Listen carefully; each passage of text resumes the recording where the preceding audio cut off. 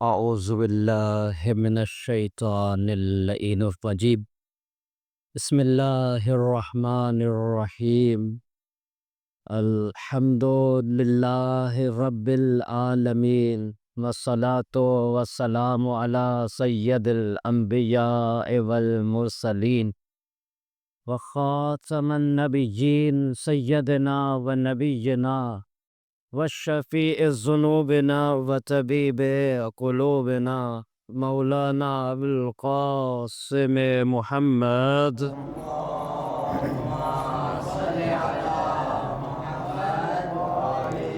وآله الطيبين الطاهرين المعصومين المظلومين، ولعنة الله على أعدائهم أجمعين من الآن إلى قيام يوم الدين. أما بعد، فقد قال الله تعالى في قرآن المجيد: بسم الله الرحمن الرحيم. يا أيها الذين آمنوا كتب عليكم الصيام كما كتب على الذين من قبلكم لعلكم تتقون. صلوات بر محمد وآل محمد صلی علی محمد. عزیزان محترم، ہماری گفتگو فضیلت ماہ مبارک کے حوالے سے چل رہی تھی، اور وہ احکام، وہ حکم جو پروردگار عالم نے ہمیں اس مہینے میں انجام دینے کا حکم دیا ہے کہ انسان زیادہ سے زیادہ اس مہینے میں قرآن کی تلاوت کرے، دعائیں زیادہ سے زیادہ اس مہینے میں پروردگار عالم سے مانگے. اور دعا کا مطلب کل اور پرسوں کی تقریر میں بیان کر چکا کہ پروردگار عالم سے جڑے رہنا ہے. اور قرآن کی تلاوت اس لیے اس مہینے میں زیادہ زور بھی دیا گیا، چونکہ حدیث ہے کہ لِكُلِّ شَيْءٍ رَبِيعٌ، ہر چیز کے لیے ایک بہار ہوا کرتی ہے، اور قرآن کی بہار یہ ماہ مبارک ہے. اس مہینے میں قرآن کی زیادہ سے زیادہ قراءت کی جائے، تلاوت کی جائے. لیکن ہر ایک کی تلاوت قرآن پروردگار عالم کو پسند نہیں ہے، اور ہر قاری قرآن بھی پروردگار عالم کیا کوئی مقام نہیں رکھتا. چونکہ معصوم کی حدیث ہے کہ قرآن کی تلاوت کرنے والے تین لوگ ہیں. ایک تو وہ لوگ ہیں جو اپنی بڑائی کے لیے قرآن کی تلاوت کرتے ہیں تاکہ لوگوں میں ہمارا نام ہو، بادشاہوں کے سامنے تلاوت کرتے ہیں تاکہ ہمیں وہاں سے انعام و اکرام ملے، یا قرآن کی تلاوت کو مال اور دولت کے لیے ہی صرف کرتے ہیں.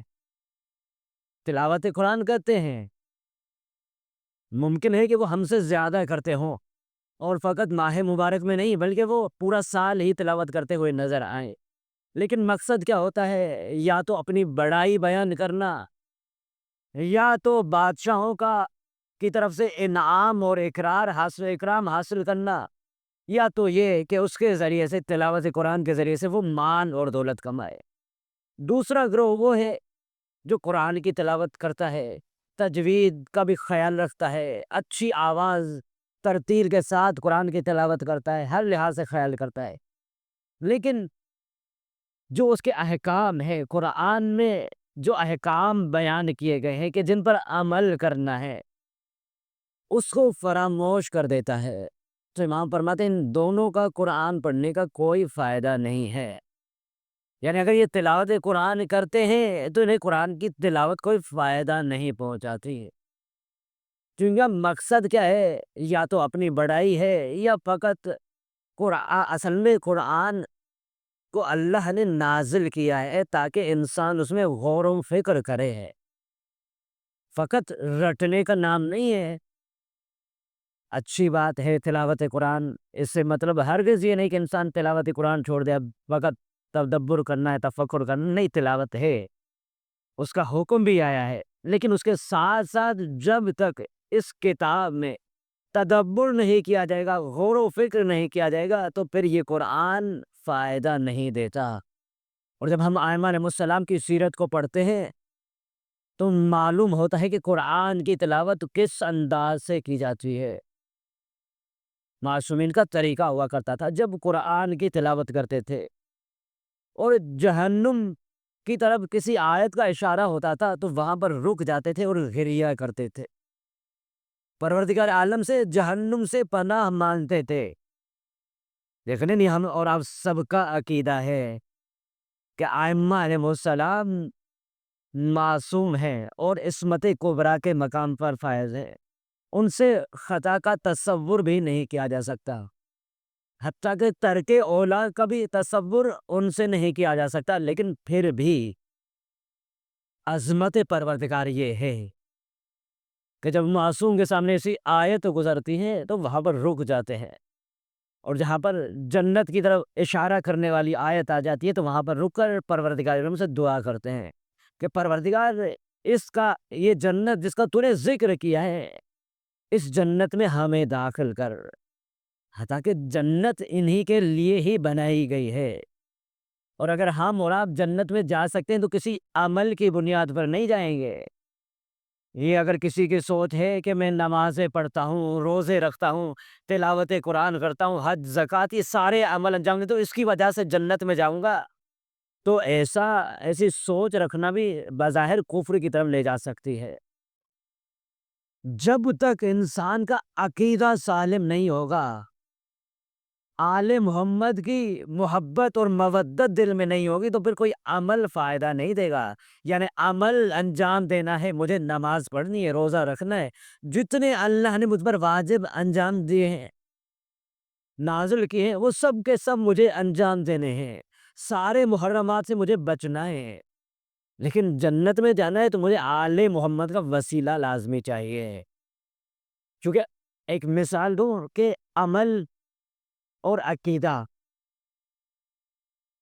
اگر انسان کا عمل میں کمی ہو جاتی ہے، کمی ہونی نہیں چاہیے، چونکہ مومن کو آل محمد متقی دیکھنا چاہتے ہیں، اور پروردگار نے روزے کو واجب بھی اس لیے کیا کہ ایک علت اس کی یہ بتائی لعلکم تتقون، کہ شاید تم متقی ہو جاؤ، یعنی انسان کو واجب انجام دینا ہے، محرمات سے بچنا ہے۔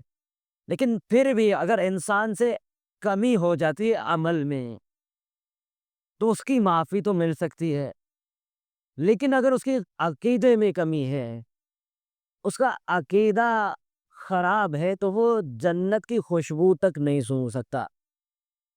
ایک مثال کے ذریعے سمجھاؤں کہ ایک انسان جاتا ہے بیگ کی طرف، راستے میں اس کا لباس پورا خراب ہو گیا، پانی تھا، کیچڑ تھا، لباس خراب ہو گیا، بیگ جا کر پہنچا اور جا کر وہاں پر کہتا ہے کہ میرا لباس خراب ہو گیا ہے، لیکن کام اتنا ضروری ہے کہ اگر میرا بھی چیک پاس نہیں ہوا، مجھے یہ پیمنٹ نہیں ملی تو بڑا خسارہ ہو جائے گا، لیکن کیا کروں، میرا لباس خراب ہو گیا ہے۔ تو وہ عملہ اسے کہے گا ٹھیک ہے، آپ کی عزت پر تو فرق آئے گا، آپ کو لوگ اس حالت میں دیکھیں گے، تھوڑا آپ کو جو ہے پریشانی کا سامنا کرنا پڑے گا، لیکن اصلی جو چیک تھا وہ آپ لے کر آئے ہیں۔ وہ کہتا ہے ہاں وہ لے کر آئے ہو، کہا ٹھیک ہے، پھر آپ کو تھوڑی تکلیف تو برداشت کرنی پڑے گی، لیکن آپ کا کام ہو جائے گا، یعنی جس مقصد سے آئے اس مقصد میں کامیاب ہو جائے گے۔ ایک شخص یہ تھا، ایک شخص اپنے گارڈ بھی ساتھ لے کر گیا ہے، بڑی گاڑی سے اترا ہے، اچھا لباس پہن کے گئے، بیگ پہنچا، اس کے ساتھ بھی یہی مسئلہ ہے۔ تو بیگ والوں نے سے پوچھا اچھا ٹھیک ہے، آپ کے پاس بڑا پروٹوکول ہے، اچھا لباس ہے، اچھی گاڑی میں ہو، یہ بتائیے کہ آپ چیک لے کر آئے ہیں جس کے ذریعے سے آپ کا کام ہو؟ وہ کہتے ہیں نہیں، وہ تو نہیں لے کر آیا، اس کے پاس باقی تمام چیزیں ہیں، یعنی اس کا عمل بہت اچھا ہے، نماز بھی ہے، روزہ بھی ہے، زکوٰۃ بھی ہے، حج بھی کتنے ہی انجام دیے، ہر سال ہر پورے سال روزے رکھتا ہے، لیکن اس کے پاس جو اصل چیز تھی وہ نہیں ہے، تو اسے کہا جائے گا معذرت، آپ کی عزت اپنی جگہ پر ہے، لیکن چونکہ آپ کے پاس چیک بک نہیں تھا جس کے ذریعے سے آپ کو پیمنٹ ملتی، آپ کا کام نہیں ہو سکے گا۔ تو ہمارا عمل ایسا ہی ہے، لباس کی طرح ہے کہ ہمیں تکلیف ہوگی، انسان اگر گناہ کرتا ہے ایسا نہیں کہ بچ جائے گا، پروردگار عالم دنیا میں اس کو سزا دے گا، بیماریوں کے ذریعے سے، مفلسی کے ذریعے سے، رزق میں تنگی، یعنی کئی چیزیں ہوں گی۔ اب بھی اگر اس کے گناہ باقی رہ جاتے ہیں تو اس کی قبر کا جو حال ہوگا وہ سخت ہوگا۔ اب بھی اگر گناہ بچ جاتے ہیں تو اس کی سزا جو ہے اسے میدان حشر میں ملے گی، یعنی پروردگار مومن کو کسی نہ کسی طرح جنت میں داخل کرے گا۔ حتیٰ کہ روایت میں تھا کچھ مومنین ایسے بھی ہوں گے، گناہ اتنے ہوں گے کہ نہ دنیا میں ختم ہوئے، نہ قبر میں ختم ہوئے، نہ میدان حشر میں، کئی سالوں تک وہ جہنم میں رہیں گے، لیکن ہمیشہ کے لیے نہیں۔ انہیں پروردگار عالم آخر میں جنت میں داخل کرے گا، کیونکہ ان کا عقیدہ صحیح تھا۔ انہوں نے عقیدے میں کوئی کمی نہیں رکھی تھی، عمل میں کمی تھی۔ لیکن اگر انسان کا عقیدہ ہی خراب ہو تو پھر کتنے ہی عمل کیوں نہ ہو، پھر اس کا کوئی فائدہ نہیں رہتا۔ اور یقیناً ہمارا عقیدہ ہے شفاعت کا۔ اگر کوئی انسان اس عقیدے کا انکار کرتا ہے تو اگرچہ مسلمان ہو لیکن وہ شیعہ نہیں رہے گا۔ ہمارے تمام علماء نے لکھا ہے کہ عقیدہ شفاعت پر عقیدہ رکھنا یہ مسلمات شیعہ میں سے ہے، تشیع میں سے ہے۔ اور شفاعت کیا ہے؟ شفاعت کہتے ہی اسے ہیں۔ ایک انسان یقیناً ہرگز کوئی اس سے یہ نہ سمجھے کہ ہمیں کہا جا رہا ہے کہ گناہ کرے، کوئی مسئلہ نہیں، نہیں، آل محمد کو ہمارے گناہوں سے تکلیف ہوتی ہے۔ معصوم کا فرمان ہے کہ ہمارے لیے باعث عزت بنو، باعث آر نہیں بنو۔ لیکن یہ مطلب اس کا یہ ہے کہ اگر ہم نیکی کرتے تو معصوم کا دل خوش ہوتا ہے، وقت کے امام کا دل خوش ہوتا ہے۔ اور اگر ہمارے اسی نامہ اعمال پر گناہ زیادہ ثبت ہوتے ہیں تو معصوم کو ہی تکلیف ہوتی ہے۔ لیکن اس سے ہرگز پھر یہ نہ کہا جائے کہ اب عقیدہ شفاعت نہیں ہے، انسان گناہ کرے گا تو جہنم میں لازمی جائے گا۔ نہیں، جیسے اللہ نے آسان بنایا ہے نا دین کو، ویسے ہی رکھیں۔ جیسا آل محمد نے سمجھایا ہے ویسا ہی رکھیں۔ انشاءاللہ پروردگار ہم سب کی شفاعت نصیب فرمائے گا۔ کہ شفاعت کا عقیدہ یہ کہ انسان اگر خطائیں ہو جاتی ہیں، جان بوجھ کر نہیں کی خطائیں ہو گئی، اب وہ شرمندہ ہو چکا ہے اپنے فعل پر، آتا ہے پروردگار عالم کی بارگاہ میں توبہ کرتا ہے آل محمد کا واسطہ دے کر، جبکہ حضرت آدم جو نبی ہیں، خود معصوم ہیں، ان کی توبہ پروردگار عالم آل محمد کے بغیر نہیں کر سکتا قبول۔ حضرت آدم کی توبہ قرآن میں موجود ہے نا، کہ جب انہوں نے پروردگار عالم کے بارگاہ میں ان اسماء کا واسطہ دیا تو پروردگار عالم نے ان کی توبہ کو قبول کیا۔ یعنی اگر ہم بھی اگر خطائیں ہو جاتی ہیں آل محمد کے صدقے سے پروردگار عالم کی بارگاہ میں چلے جاتے ہیں تو پروردگار ہماری خطاؤں کو معاف کر سکتا ہے۔ بس ایک ہی مثال، ایک واقعہ پیش کروں کہ مولا کائنات کا چاہنے والا ہے، کیونکہ انسان سے گناہ ہو جاتے انسان مایوس نہ ہو جائے۔ 2 دن دعا پر ذکر ہوا، اس میں سارا کچھ بیان ہو چکا کہ مایوسی دعا میں یا پروردگار سے نہیں ہونی چاہیے۔ مولا کائنات کا چاہنے والا ہے، ایک مرتبہ خطا ہو گئی، چوری کر لی، لوگ لے کر آئے مولا کائنات کے پاس، کہ یا علی اس نے چوری کی ہے۔ جب مولا کائنات نے اسے پوچھا تو اس نے اقرار کیا کہ ہاں یا علی میں نے چوری کی ہے، 3 مرتبہ اقرار کر لیا۔ جب اقرار کر لیا تو مولا نے کہا اب تجھ پر حد جاری ہوگی، تمہارا ہاتھ کاٹا جائے گا، کیونکہ تم نے خود اقرار کر لیا ہے سزا کا، اپنے گناہ کا۔ ہاتھ کاٹا گیا، چاہنے والا تھا نا آل محمد کا، سزا ملی ہے دنیا میں، ہاتھ کٹا ہے، یعنی گناہ کی سزا خود مولا کائنات نے دی ہے۔ یعنی انسان دیکھیں کہ اگر ہم سے کوئی ایسا گناہ ہو جائے، اگر مولا کائنات سزا دیں، اگرچہ بعد میں شفاعت کر دیں، لیکن مولا کائنات کا سزا دینا ہمارے لیے کتنا مشکل ہوگا۔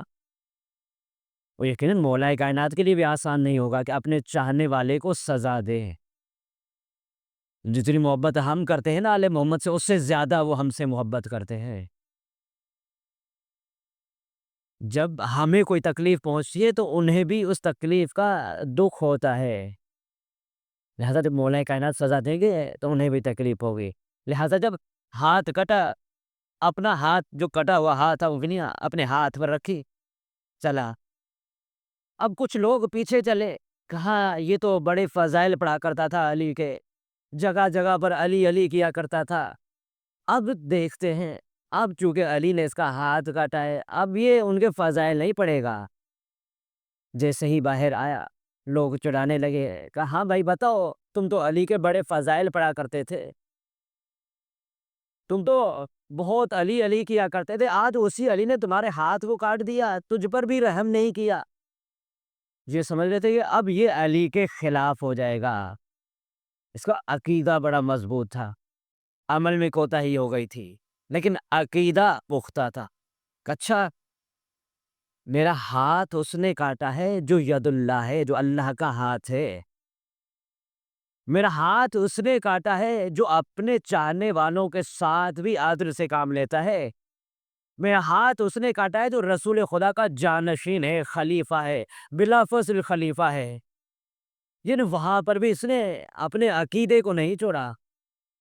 ایسا نہ ہو کہ تھوڑی سزا ملے، ہم پر کوئی مصیبت آ جاتی ہے، پروردگار نے کوئی دعا قبول نہیں کی، مصیبت آئی، شکوہ کرے پروردگار یہ مصیبت بھی مجھ پر نازل کرنی تھی،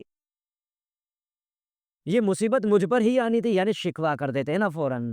کہا نہیں، اگرچہ میرا پورا جسم کٹ جائے نا پھر بھی میں ولایت امیر المومنین کو نہیں چھوڑوں گا۔ پھر جب یہ عقیدہ ہمارا مضبوط ہوتا ہے تو پھر مولا کائنات کو جیسے ہی پتہ چلا واپس بلایا، کہ اچھا میں کیا سنا ہوں؟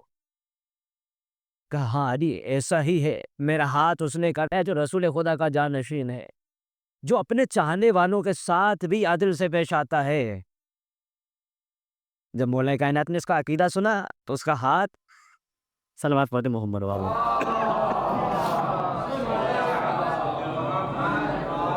اس کی جو کٹی ہوئی انگلیاں تھی اس کے ہاتھ سے ملائی اور اپنا ہاتھ پھیرا تو اس کا ہاتھ صحیح بھی ہو گیا۔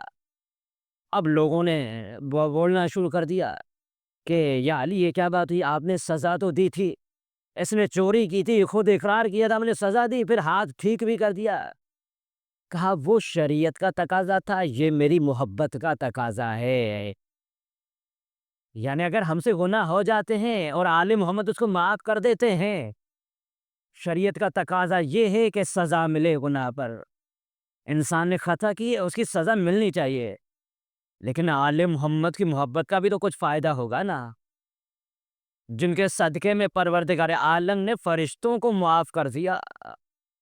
حور جیسا، اگر حور کے اس معافی کو نہ دیکھا جائے تو جناب حور جیسی خطا کس کی تھی؟ امام حسین علیہ السلام کو کربلا تک لے کر آنے والے جناب حور رہے، لیکن جناب سیدہ کی محبت دل میں تھی، یہ احترام جناب سیدہ اس کے دل میں تھا، پروردگار عالم نے معاف کر دیا، حور علیہ السلام بنا دیا۔ یعنی آل محمد کی محبت ہے جو ہمیں جہنم سے نکال کر جنت کی طرف لے جاتی ہے۔ بس اگر تین تقاریر کا خلاصہ سمجھ آ گیا کہ ہماری دعاؤں کا اثر ہے کہ پروردگار عالم ہمارے خطاؤں کو معاف کر دے گا، لیکن طریقہ یہ بتایا کہ آل محمد پر درود ہونا چاہیے، اس دعا میں مومنین کے لیے دعا کرنی چاہیے اور اخلاص ہونا چاہیے، پھر یہ دعائیں بھی قبول ہوتی ہیں۔ بس انہی معروضات کے ساتھ دعا ہے پروردگار عالم سے کہ پروردگار ہماری اس قلیل عبادت کو اپنی بارگاہ میں قبول فرما۔ پروردگار جتنے مومنین یہاں تشریف فرمائے تمام کی حاجات کو قبول فرما، جو مومنین پریشان حال ہے پروردگار ان تمام کی پریشانیوں کو دور فرما، جو بھی حاجات لے کر آئے ہیں پروردگار ان تمام حاجات کو قبول فرما۔ پروردگار تجھے واسطہ ہے محمد و آل محمد کا، پروردگار ہمارے تمام مرحومین کی مغفرت فرما۔ پروردگار تجھے واسطہ ہے محمد و آل محمد کی عزت و عظمت کا، ہم تمام کو حج بیت اللہ کی زیارت نصیب فرما، تمام ائمہ علیہ السلام کے قبور کی زیارت نصیب فرما، بالخصوص قبر امام حسین علیہ السلام کی زیارت نصیب فرما، بار بار قبر امام حسین علیہ السلام کی زیارت نصیب فرما۔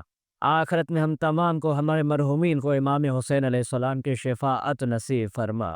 پروردگار ہمارے وقت کے امام کے ظہور میں تعجیل فرما، ہمیں امام کے آوان و انصار میں شمار فرما، ان تمام دعاؤں کی قبولیت کے لیے 3 مرتبہ مل جل کر صلوات پڑھتے محمد و آل محمد